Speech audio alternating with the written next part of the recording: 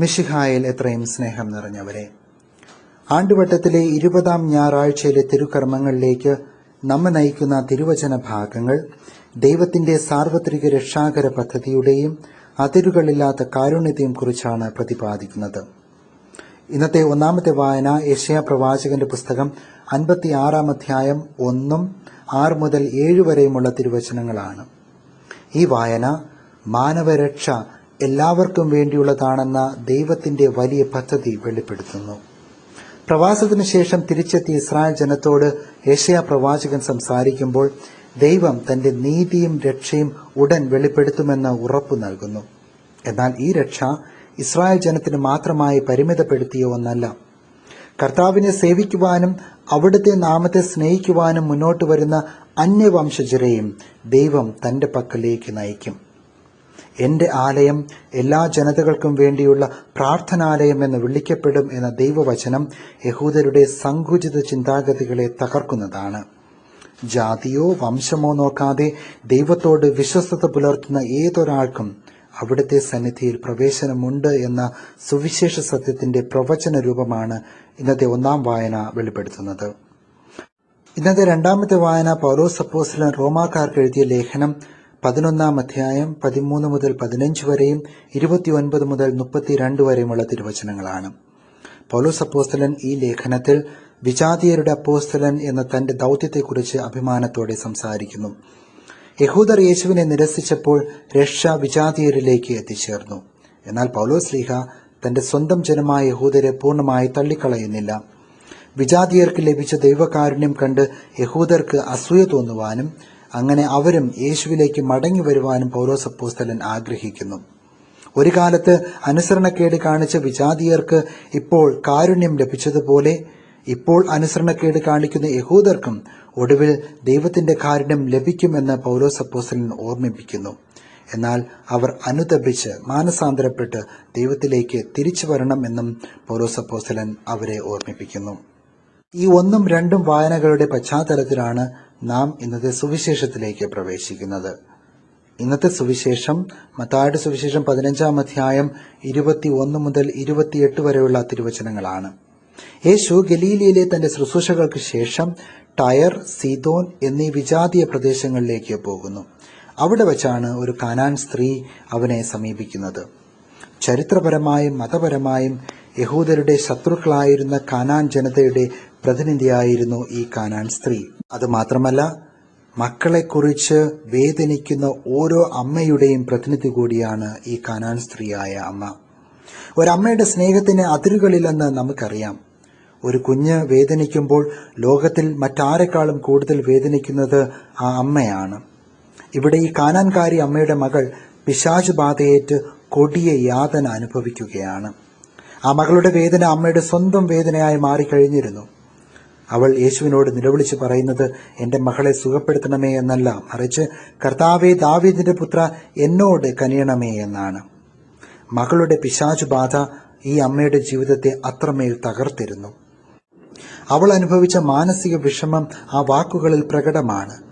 ഒരു യഹൂദ പ്രവാചകന്റെ മുന്നിൽ ചെന്ന് അപേക്ഷിക്കുവാൻ ഒരു വിജാതീയ സ്ത്രീക്ക് ഒട്ടേറെ സാമൂഹികമായ വിലക്കുകൾ ഉണ്ടായിരുന്നു.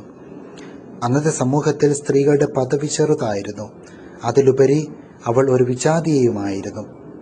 എന്നാൽ തന്റെ മകളുടെ ജീവനും സൗഖ്യത്തിനും വേണ്ടി അവൾ തന്റെ സ്ത്രീ സഹജമായ സങ്കോചങ്ങളും സാമൂഹികമായ അപമാന ഭയവും മാറ്റിവെച്ചു. മാതൃസ്നേഹം എല്ലാ ഭയങ്ങളെയും അതിജീവിക്കുന്ന ഒന്നാണ് എന്നതിന് ഈ അമ്മയേക്കാൾ വലിയ ഉദാഹരണം ബൈബിളിൽ ഇല്ല. എന്നാൽ യേശുവിന്റെ അവളോടുള്ള പെരുമാറ്റവും മറുപടിയും സുവിശേഷത്തിൽ നമ്മെ ഏറ്റവും കൂടുതൽ അസ്വസ്ഥമാക്കുന്ന ഒന്നാണ്. കരുണാനിധിയായ യേശു, സാധാരണക്കാരുടെ വിളി കേട്ടാൽ ഓടിയെത്തുന്ന ഇടയൻ, ഈ സ്ത്രീയുടെ ദയനീയമായ നിലവിളി കേട്ടിട്ടും ആദ്യം ഒരു വാക്കുപോലും മിണ്ടിയില്ല. ദൈവത്തിന്റെ ഈ മൗനം പ്രാർത്ഥിക്കുന്ന ഏവരുടെയും ജീവിതത്തിൽ വലിയൊരു ചോദ്യചിഹ്നമാണ്. നമ്മൾ പലപ്പോഴും ചോദിക്കാറില്ലേ, ദൈവമേ, ഞാൻ ഇത്രയേറെ കരഞ്ഞു പ്രാർത്ഥിച്ചിട്ടും നീ എന്താണ് മിണ്ടാത്തത് എന്ന്? യേശുവിന്റെ മൗനം അവളുടെ വിശ്വാസത്തെ തളർത്തുവാൻ വേണ്ടിയുള്ളതായിരുന്നില്ല, മറിച്ച് അതിനെ കൂടുതൽ ശുദ്ധീകരിക്കുവാനും ദൃഢമാക്കുവാനും ഉള്ളതായിരുന്നു. തുടർന്ന് ശിഷ്യന്മാർ ഇടപെടുന്നു. എന്നാൽ അവരുടെ ഇടപെടൽ കരുണ കൊണ്ടായിരുന്നില്ല. അവൾ പിന്നാലെ നടന്ന് നിലവിളിക്കുന്നത് അവർക്കൊരു ശല്യമായി തോന്നി. അവളെ പറഞ്ഞു വിടുക എന്ന് അവർ യേശുവിനോട് ആവശ്യപ്പെടുന്നു. അപ്പോൾ യേശു തന്റെ ദൗത്യത്തിന്റെ ഒന്നാം ഘട്ടത്തെക്കുറിച്ച് വ്യക്തമാക്കുന്നു. അവൻ പറയുകയാണ്, ഇസ്രായേൽ ഭവനത്തിലെ നഷ്ടപ്പെട്ട ആടുകളുടെ അടുത്തേക്ക് മാത്രമാണ് ഞാൻ അയക്കപ്പെട്ടിരിക്കുന്നത് എന്ന്. യഹൂദരുടെ വിശ്വാസമനുസരിച്ച് രക്ഷയുടെ ചരിത്രത്തിൽ ഒരു ക്രമമുണ്ട്. ആദ്യം ദൈവത്തിന്റെ വാഗ്ദാനം ലഭിച്ച യഹൂദർക്ക് സുവിശേഷം പ്രഘോഷിക്കപ്പെടണം. അതിനുശേഷമേ അത് ലോകമെങ്ങും വ്യാപിക്കാവൂ. ഈ സത്യമാണ് യേശുവിന്റെ ഈ മറുപടിയിൽ വ്യക്തമാകുന്നത്. എന്നാൽ കാനാൻകാരിയായ ആ അമ്മ യേശുവിന്റെ ഈ വാക്കുകൾ കേട്ടിട്ട് പിന്മാറുവാൻ തയ്യാറായില്ല. അവൾ യേശുവിന്റെ മുൻപിൽ ചെന്ന് സാഷ്ടാംഗം പ്രണമിച്ച്, കർത്താവേ, എന്നെ സഹായിക്കണമേ എന്ന് വീണ്ടും അപേക്ഷിച്ചു. ഈ സമയം യേശു പറയുന്ന വാക്കുകൾ കൂടുതൽ കഠിനമായിരുന്നു. അവൻ പറഞ്ഞു, മക്കളുടെ അപ്പമെടുത്ത് നായ്ക്കൾക്ക് എറിഞ്ഞു കൊടുക്കുന്നത് നന്നല്ല. യഹൂദർ വിജാതീയരെ നായ്ക്കൾ എന്ന് വിളിച്ച് ആക്ഷേപിക്കാറുണ്ടായിരുന്നു. യേശു ആ സാമൂഹിക യാഥാർത്ഥ്യത്തെയാണ് ഇവിടെ പരാമർശിക്കുന്നത്. എന്നാൽ ഗ്രീക്ക് മൂലഭാഷയിൽ യേശു ഉപയോഗിക്കുന്നത് തെരുവ് നായ്ക്കളെ കുറിക്കുന്ന വാക്കല്ല, മറിച്ച് വീടുകളിൽ വളർത്തുന്ന കൊച്ചു നായ്ക്കുട്ടികളെ കുറിക്കുന്ന വാക്കാണ്. എങ്കിലും ഒരു യാചകിയെ സംബന്ധിച്ച് അത് തികച്ചും നിരാശാജനകമായ മറുപടിയായിരുന്നു. ഏതൊരു സാധാരണ മനുഷ്യനും ഈ വാക്കുകൾ കേട്ടാൽ കോപിക്കുകയോ നിരാശപ്പെടുകയോ ചെയ്യും. ഞാൻ ഇത്രയൊക്കെ താഴ്ന്നപേക്ഷിച്ചിട്ടും എന്നെ ഇങ്ങനെ അപമാനിച്ചല്ലോ എന്ന് ചിന്തിച്ച് ആ അമ്മയ്ക്ക് മടങ്ങിപ്പോകാമായിരുന്നു. എന്നാൽ അവിടെയാണ് ആ അമ്മയുടെ വിശ്വാസത്തിന്റെ വലിപ്പം നാം കാണുന്നത്. അവൾ യേശുവിന്റെ വാക്കുകളെ തിരുത്തിയില്ല, പകരം ആ വാക്കുകളെ തന്നെ തന്റെ പ്രാർത്ഥനയ്ക്കുള്ള ഉപാധിയാക്കി മാറ്റി. അവൾ പറഞ്ഞു, അതേ കർത്താവേ, എങ്കിലും നായ്ക്കളും ഉടമസ്ഥന്മാരുടെ മേശയിൽ നിന്ന് വീഴുന്ന അപ്പക്കഷ്ണങ്ങൾ തിന്നുന്നുണ്ടല്ലോ. എത്ര മനോഹരവും ജ്ഞാനപൂർവമായ മറുപടി. അവൾ പറയുകയാണ്, യേശുവെ, നീ പറഞ്ഞത് ശരിയാണ്. ഞാൻ ഇസ്രായേൽ മക്കളെ പോലെ ദൈവത്തിന്റെ തിരഞ്ഞെടുക്കപ്പെട്ട ജനമല്ലായിരിക്കാം. ആ വലിയ അപ്പത്തിന് എനിക്ക് അവകാശമില്ലായിരിക്കാം. എങ്കിലും നിന്റെ മേശയിൽ നിന്ന് വീഴുന്ന ഒരു ചെറിയ കാരുണ്യത്തിന്റെ കഷ്ണം മാത്രം മതി എൻ്റെ മകളുടെ രോഗം മാറാൻ. അത് നൽകുവാൻ നിനക്ക് കഴിയില്ലേ എന്നായിരുന്നു അവളുടെ ചോദ്യം. ആ അമ്മയുടെ വിനയം യേശുവിന്റെ ഹൃദയത്തെ സ്പർശിച്ചു. യേശുവിന്റെ കാരുണ്യ കടലിൽ നിന്ന് ഒരു തുള്ളി മാത്രം മതി തന്റെ ജീവിതം മാറാനെന്ന് അവൾ ഉറച്ചു വിശ്വസിച്ചു.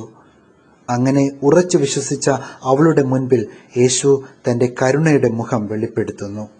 സ്ത്രീയെ, നിന്റെ വിശ്വാസം വലുതാണ്, നിന്റെ ആഗ്രഹം പോലെ നിനക്ക് ഭവിക്കട്ടെ എന്ന യേശുവിന്റെ വാക്കുകൾ ആ അമ്മയുടെ ജീവിതത്തിലെ ഏറ്റവും മനോഹരമായ നിമിഷമായിരുന്നു. ആ സമയത്ത് തന്നെ അവളുടെ മകൾ സുഖം പ്രാപിച്ചു. പ്രിയപ്പെട്ടവരെ, ഈ സുവിശേഷ ഭാഗം കേവലം ഒരു രോഗശാന്തി അത്ഭുതം മാത്രമല്ല, ഇതിന് വലിയ ചില ദൈവശാസ്ത്രപരമായ തലങ്ങളുണ്ട്. മത്തായിയുടെ സുവിശേഷം പ്രധാനമായും എഴുതപ്പെട്ടത് യഹൂദ ക്രൈസ്തവർക്ക് വേണ്ടിയാണ്. അവർ തങ്ങൾ മാത്രമാണ് രക്ഷയ്ക്ക് അർഹർ എന്ന് വിശ്വസിച്ചിരുന്നവരാണ്. എന്നാൽ യേശു ഈ വിജാതീയ സ്ത്രീയുടെ വിശ്വാസത്തെ പ്രശംസിക്കുന്നതിലൂടെ സഭയ്ക്ക് വ്യക്തമായ ഒരു സന്ദേശം നൽകുന്നു. ദൈവത്തിന്റെ രാജ്യം യഹൂദർക്ക് മാത്രമുള്ളതല്ല, വിശ്വാസമുള്ള ഏതൊരാൾക്കും ദൈവരാജ്യത്തിൽ അവകാശമുണ്ട്. മത്തായിയുടെ സുവിശേഷത്തിൽ യേശു രണ്ടുപേരുടെ വിശ്വാസത്തെയാണ് വലിയ വിശ്വാസം എന്ന് വിളിച്ച് പ്രശംസിക്കുന്നത്. ഒന്ന്, ഈ കാനാൻകാരി സ്ത്രീയുടെ വിശ്വാസവും. രണ്ട്, മത്തായിയുടെ സുവിശേഷം 8-ാം അധ്യായത്തിൽ കാണുന്ന ശതാധിപന്റെ വിശ്വാസവും. ശ്രദ്ധേയമായ കാര്യം, ഇവർ രണ്ടുപേരും അന്യജാതിക്കാരായിരുന്നു എന്നതാണ്. ഇസ്രായേൽ ജനത്തിന് ലഭിക്കാത്ത വലിയ വിശ്വാസം വിജാതീയർ കാണിക്കുന്നു എന്ന് വ്യക്തമാക്കുന്നതിലൂടെ വെറും പാരമ്പര്യം കൊണ്ടോ ജന്മം കൊണ്ടോ ആരും ദൈവത്തിന് പ്രിയപ്പെട്ടവരാകുന്നില്ല, മറിച്ച് അടിയുറച്ച വിശ്വാസം കൊണ്ടാണ് എന്ന് യേശു പഠിപ്പിക്കുന്നു. പ്രിയപ്പെട്ടവരെ, ഈ വചനഭാഗം നമ്മുടെ ജീവിതത്തിലേക്കുള്ള ചില പ്രായോഗിക സന്ദേശങ്ങളും നൽകുന്നുണ്ട്. ഒന്നാമതായിട്ട്, ദൈവം നമ്മുടെ പ്രാർത്ഥനകൾക്ക് ഉടൻ ഉത്തരം നൽകാതിരിക്കുമ്പോൾ നമ്മൾ നിരാശപ്പെടാറുണ്ട്. എന്നാൽ കാനാൻകാരി അമ്മയെപ്പോലെ പ്രതിബന്ധങ്ങൾ ഉണ്ടാകുമ്പോഴും പ്രാർത്ഥനയിൽ തുടരുവാൻ നാം പഠിക്കണം. ദൈവത്തിന്റെ മൗനം അവിടുത്തെ വിസമ്മതമല്ല, മറിച്ച് കൂടുതൽ വലിയ കൃപയ്ക്കായുള്ള ഒരു ഒരുക്കമാണ്. രണ്ടാമതായിട്ട്, ഈ സുവിശേഷം എല്ലാ അമ്മമാർക്കും ഒരു വലിയ മാതൃകയാണ്. മക്കളുടെ ശാരീരികവും ആത്മീയവുമായ സൗഖ്യത്തിനായി ദൈവസന്നിധിയിൽ കണ്ണീരൊഴുക്കുന്ന അമ്മമാർ കുടുംബത്തിന്റെ വലിയ അനുഗ്രഹമാണ്. ഈ കാനാൻകാരി അമ്മ തന്റെ മകളുടെ രോഗസൗഖ്യത്തിനായി കരഞ്ഞ് അപേക്ഷിച്ചതുപോൽ വിശുദ്ധ മോണിക്ക തന്റെ മകനായ അഗസ്റ്റിന്റെ മാനസാന്തരത്തിനായി വർഷങ്ങളോളം പ്രാർത്ഥിച്ചതുപോലെ മക്കളുടെ നല്ലതിനായി, മക്കളുടെ സൗഖ്യത്തിനായി, മക്കളുടെ മാനസാന്തരത്തിനായി തളർന്നു പോകാതെ അവരെ യേശുവിന്റെ സന്നിധിയിലേക്ക് പ്രാർത്ഥനയിലൂടെ എത്തിക്കുവാൻ അമ്മമാർക്ക് സാധിക്കണം. മൂന്നാമതായി, മറ്റുള്ളവരെക്കാൾ വലിയവരാണ് തങ്ങൾ എന്ന ചിന്ത യഹൂദർക്കുണ്ടായിരുന്നു. ഇന്ന് നമ്മുടെ സമൂഹത്തിലും ജാതിയുടെയോ പണത്തിന്റെയോ പദവിയുടെയോ പേരിൽ മനുഷ്യരെ മാറ്റി നിർത്തുന്ന പ്രവണതയുണ്ട്. ക്രിസ്തുവിന്റെ സ്നേഹം എല്ലാവരെയും ഉൾക്കൊള്ളുന്നതാണ് എന്ന് നാം തിരിച്ചറിയണം. നമ്മുടെ വിനയം മാത്രമാണ് ദൈവകൃപ സ്വീകരിക്കുവാനായിട്ടുള്ള ഏറ്റവും വലിയ യോഗ്യത. പ്രിയപ്പെട്ടവരെ, ഈ കാനാൻകാരി അമ്മയെപ്പോലെ നമുക്കും കർത്താവിലേക്ക് നമ്മുടെ പ്രാർത്ഥനകളും കണ്ണീരും സമർപ്പിക്കാം. നമ്മുടെ ജീവിതത്തിലെ തടസ്സങ്ങളും ദൈവത്തിൻ്റെ മൗനങ്ങളും നമ്മെ തളർത്താതിരിക്കട്ടെ. കാനാൻകാരിയായ അമ്മയുടെ അടിയുറച്ച വിശ്വാസവും വിനയവും നമുക്കും സ്വന്തമാക്കാം.